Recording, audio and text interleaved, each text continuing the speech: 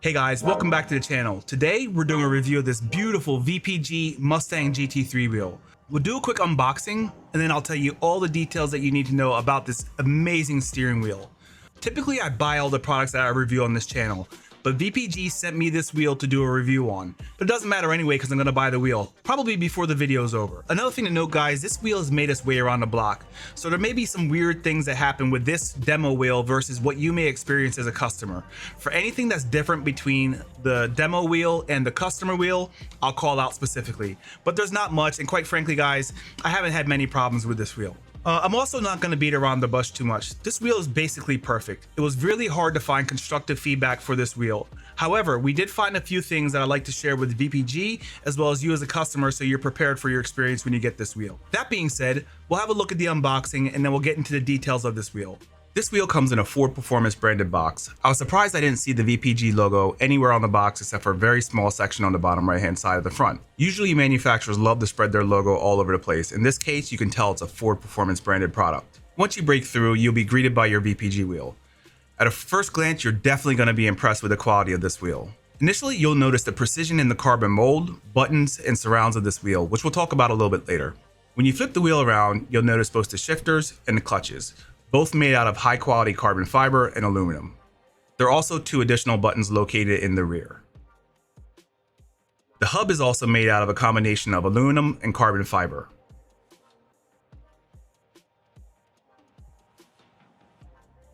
You'll notice that there's some accessories that come in the box. One of these cables uses what appears to be a binder cable and another one which is reminiscent of a telephone cable, both using 4-pin connectors to the rear of the wheel and are fastened by a screw-on clamp. It also comes with mounting hardware for your QR connection system. This includes fasteners and nylon inserts for your M5 bolts. There's also a set of clear and colored gel cap stickers for the buttons. Let's have a look at this wheel.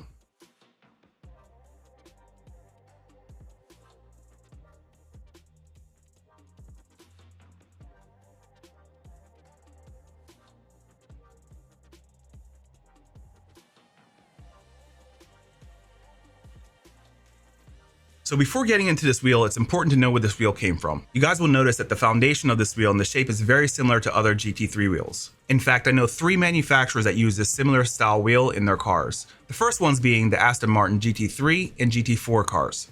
The 991.2 GT3R also uses a similar style wheel in their car, all having a little bit of a variance to the style. Now these were all designed by a company called BF1 Systems, a company that recently went into a partnership with VPG Sim Racing, which is why we get this amazing wheel, which is the actual wheel that came in the real race car for the Mustang GT3. The original Mustang GT3 car also used a similar style wheel to this before they made the revision to what you see now.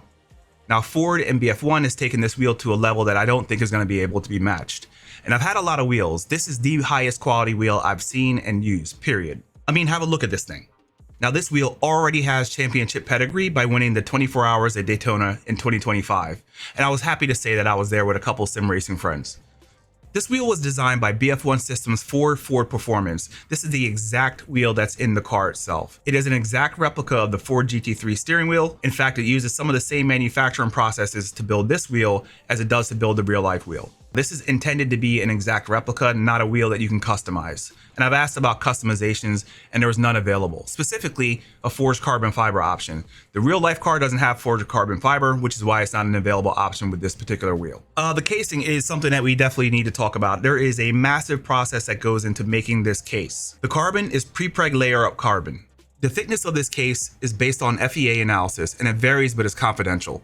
So let's talk about the size. It's 309 millimeters wide, which is a little bit bigger than some GT3 wheels, but I felt that the size is very, very adequate for a GT3 steering wheel. I didn't feel like it was too small or too narrow for my particular build. Your results may vary. The weight of this wheel is 1,120 grams, and it's highly noticeable that this is a very lightweight wheel. It's noticeably light, especially when you're driving. You can tell that it's not moving as much weight as other steering wheels.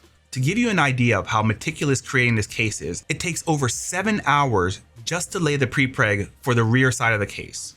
And each ply shape is based off of that same FEA analysis. So this wheel is highly designed and made specifically for durability and usage over long periods of time, which is why they use it in the real life race car.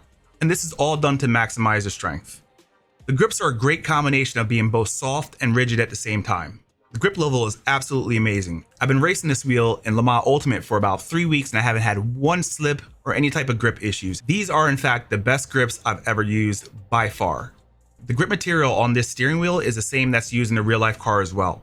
And it was designed by BF1 Systems with the intention of maintaining grips across very long stints. The design of the grip is also well thought through. I noticed when doing crossovers that I can maintain steering wheel position without having any issues. Overall, these are my favorite grips by a long shot.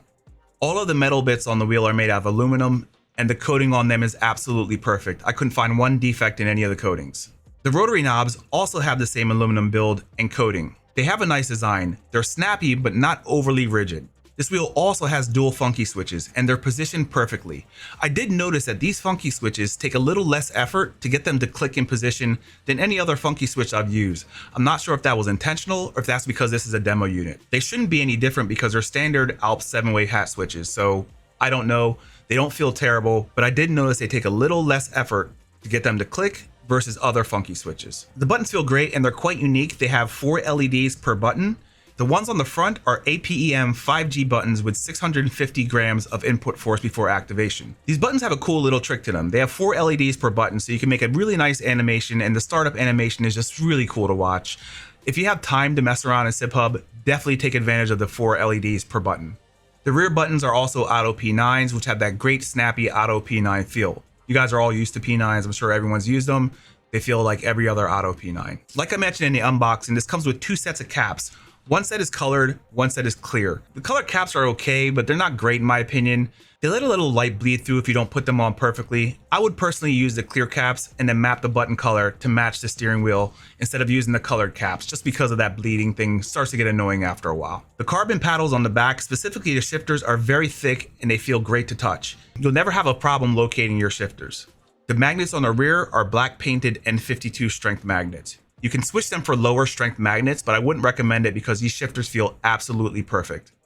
The shifters didn't feel like ordinary shifters to me. They felt very smooth, however, they felt like they had a little bit of dampening, which is strange considering I had the GT3 992 wheel from VPG and it didn't feel the exact same as this particular steering wheel, and they have the same set of shifters on. Maybe it's placebo, but this wheel felt so much better than the 992 shifters. This wheel also has a dual clutch system, which is mounted on the top of the wheel. The resistance is perfect. It's not too light, but it has very good resistance to it.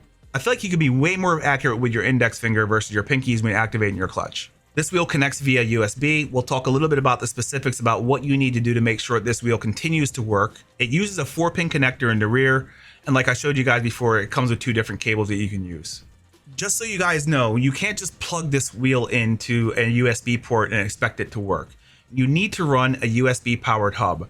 I recommend the Sabrent 36-watt hub, and I also recommend only running the steering wheel off of that hub. Due to the fact that this has a lot of LEDs, it draws a lot of power, so you don't want power dropouts during the middle of your race. So make sure that you run a powered USB hub and only have this particular steering wheel or a low demand device on your hub. It's massively important to run a hub. Definitely stay away from running very long USB cables that are not powered. Now this wheel was tested at 100% brightness, although the recommendation is using a way lower brightness level. So this thing consumes a lot of power when the brightness is all the way up, so keep that in mind when you're running this steering wheel. The lighting on this wheel is terrific. It's fully customizable through SimHub, and you can get multiple profiles from the VPG Discord. The usability of this wheel is great.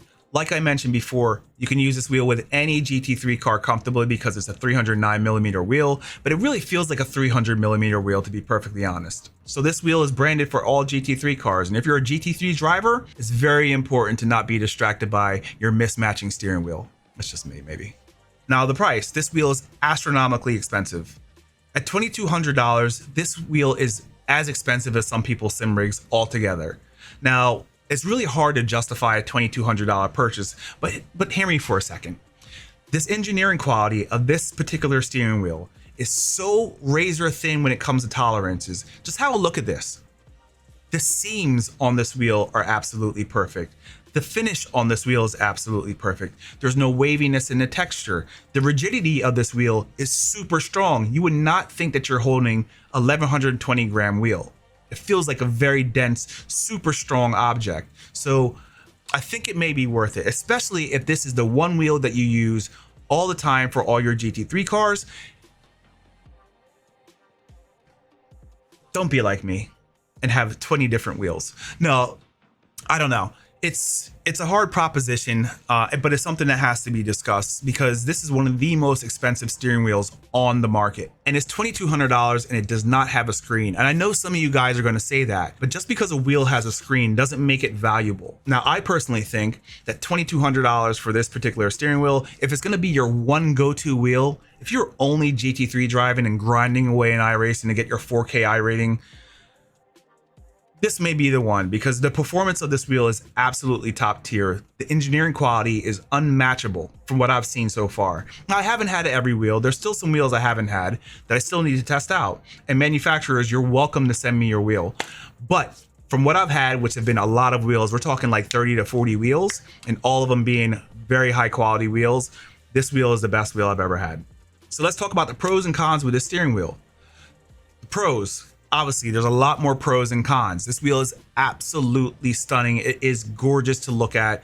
You just want to stare at it all day. And quite frankly, you don't get that weird feeling where it just looks too good to use. My Porsche 992 wheel looked way too nice to use. In fact, I didn't use it and I sold it, and I regret it heavily. The wheel's super rigid. It's firm. So even though it's very, very light, it's very firm. It doesn't have any flex, no creaking, no cracking, no nothing. It is a solid wheel, and it's very light, which is very deceiving. When you hold it, you're gonna think, oh, this is probably gonna move around a little bit. No, this wheel is very solid and is super rigid. The next thing is the grips feel amazing. The grips are top tier. I wish I knew how these grips were made. I would find a way to make every single steering wheel that I have with these particular grips. These are the best grips in the game. I'm guaranteeing it. It's super lightweight. Like I said before, you can transition the wheel really easily and you can notice the lightness. You feel all of the details of the force feedback. Mind blowing how light this wheel is. The ergonomics are terrific. I didn't feel like I had any weird positions in the steering, no pains in the wrist. It felt terrific. The APEM buttons felt great to touch. The 650 grams of force felt just right. And then the auto P9s are auto P9s. We all love auto P9s. The rotary knobs felt premium and snappy, and I really, really like the feel of these rotaries, especially the finish of them. It just looks like high-end, top quality stuff. Now the cons.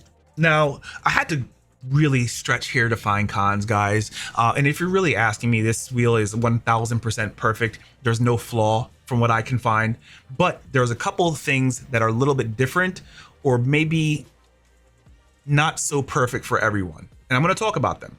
Now, the carbon hub looks terrific in pictures, but I'd really prefer a threaded aluminum hub just to make sure that everything is solid. I really don't like using the nylon inserts for my hub.